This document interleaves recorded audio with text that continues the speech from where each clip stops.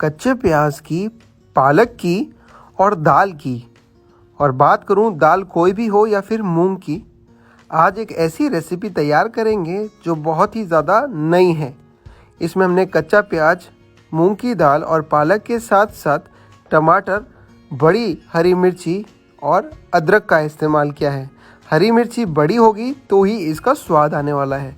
तो सबसे पहले आपको एक पालक की गट्ठी ले लेनी है और आधी कटोरी मूंग की दाल भिगो के रखनी है 15 से 20 मिनट के लिए। पालक का गंध आप एक बार अलग कर ली और उसके बाद पालक को छोटा काट ले, अपने स्टाइल अनुसार, अपने स्वाद अनुसार।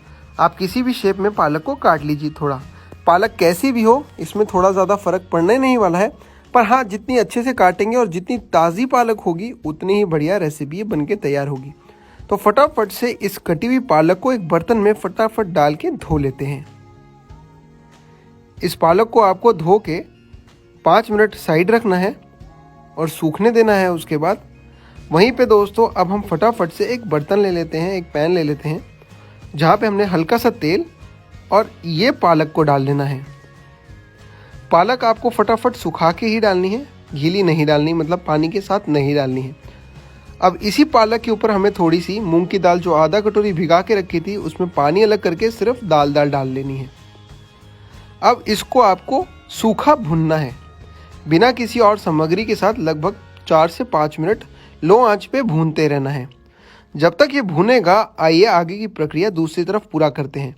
जैसे कि शुरुआत में मैंने आपको दिखाया था, इस रेसिपी में हम बड़ी साबुत एक हरी मिर्ची लेने वाले हैं।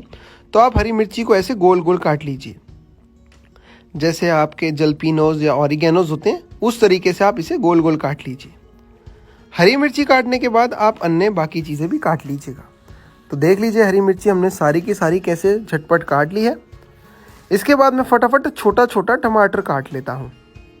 ये रेसिपी अभी तक आपको सोच में भी नहीं आ रही होगी कि हमारी वहाँ पे पालक और दाल भुनी जा रही है और यहाँ पे वेजिटेबल काटी जा रही हैं।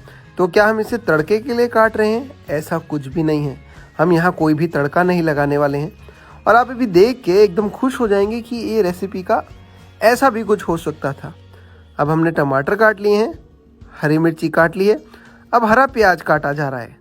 हरा प्याज इस रेसिपी में इतना अच्छा ट्विस्ट ला देगा कि आप कहेंगे यार ऐसा नहीं सोचा था, इतना नयापन आ जाएगा इसमें। तो चलिए, कच्चा प्याज भी सारा का सारा काट लिया है। वहीं पे जैसे ही आप सारा का सारा कच्चा प्याज काट लें, हमारी दूसरी तरफ जो हम दाल और पालक भून रहे हैं वो भी भून चुकी होगी। तो चलिए, इसको काटते ही छोटा छोटा सा चॉप कर लेते हैं। ये इतना बड़ा बड़ा नहीं हमें चाहिए था, छोटा छोटा चॉप बहुत अच्छा निकल के आएगा इस रेसिपी के लिए। उसके बाद हम अपनी गैस की ओर वापस बढ़ लेंगे। तो ये देखिए, लगभग हमारी दाल और पालक भून ली गई है। इसमें हम लगभग 2 से 3 लहसुन की फाड़ी, ऑप्शनल है आप डालना चाहें, और अगर अदरक, वो भी आपके लिए ऑप्शनल है, वो डालना चाहे तो इसमें भूनते वक्त थोड़ा सा डाल लीजिए। तो चलिए, हम क्यों देरी करें, हमें तो लहसुन पसंद है इसलिए मैं लहसुन डाल रहा हूँ। अब बस आधा मिनट और हमें भूनना है और इसको हमने फिर बंद करके 2 मिनट ठंडा होने देना है। और या फिर अगर आप ठंडा नहीं होने देना चाहते तो इसमें 2-3 बर्फ़ की क्यूब डाल लीजिए। तो चलिए, ये ठंडा हो चुका है। अब हम क्या करेंगे, फटाफट से मैं ले लेता हूँ एक मिक्सी का जार, जहाँ पे हम ये सारी की सारी सामग्री उसमें डालेंगे।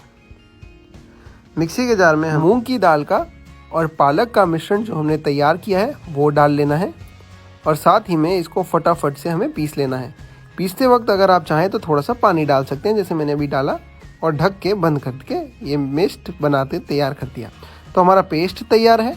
पेस्ट में हम डाल लेते हैं लगभग 2 बड़े चम्मच या फिर 3 बड़े चम्मच के आसपास बेसन।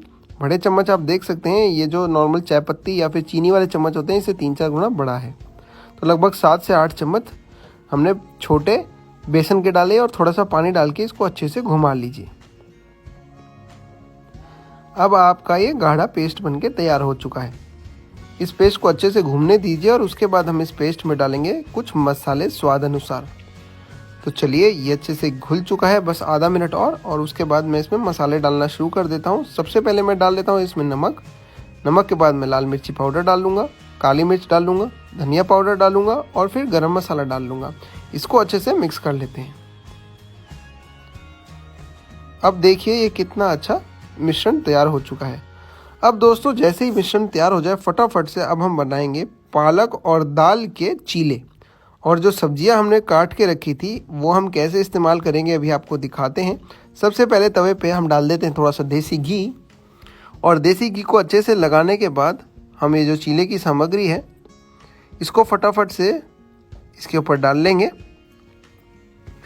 और उसके बाद जो वेजिटेबल्स, जो सब्जियां हमने काट के रखी हैं जैसे बड़ी हरी मिर्ची, टमाटर, कच्चा प्याज, इसकी हम एक बहुत ही खूबसूरत तरीके से टॉपिंग करने वाले हैं।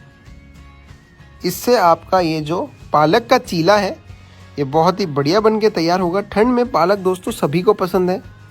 पालक में आप जानते हैं आयरन है, विटामिन्स हैं, तो आपको ये बेहद ही ज़्यादा ठंड में मज़ेदार रेसिपी लगने वाली है और उपयोगी भी।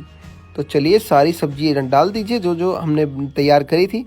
और ये लंबी जो हमने गोल गोल हरी मिर्ची काटी है, विश्वास मानिएगा अगर इसको डाल के आप खाएंगे तो आप कहीं ना कहीं इस रेसिपी के दीवाने हो जाएंगे। तो चलिए सारी की सारी सामग्री हमने डाल दी। हाथ की मदद से इसको थोड़ा सा दबा लेते हैं और उसके बाद ये जो है आपकी रेसिपी लगभग बन के तैयार हो चुकी है। इसको हम खट्टी मीठी इमली की चटनी के साथ खा के आज स्वाद लेने वाले हैं इसका। तो कैसा लग रहा है आपको दोस्तों पालक का चीला, मुझे देख के ज़रूर बताइएगा। मैं फटाफट से इस पालक के चीले के ऊपर वाली साइड पे भी देसी घी डाल देता हूँ ताकि पलटते वक्त दिक्कत ना हो।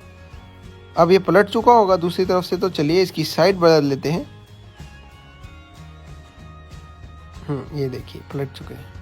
तो चलिए हम पलट देते हैं और ये आपका पालक का चीला बस ज़बरदस्त बन के तैयार हो जाएगा। तो मैंने आज ये पालक का चीला तैयार कर लिया है। आपको कैसा लगा है पालक का चीला दोस्तों, मुझे फटाफट आके कमेंट बताएं।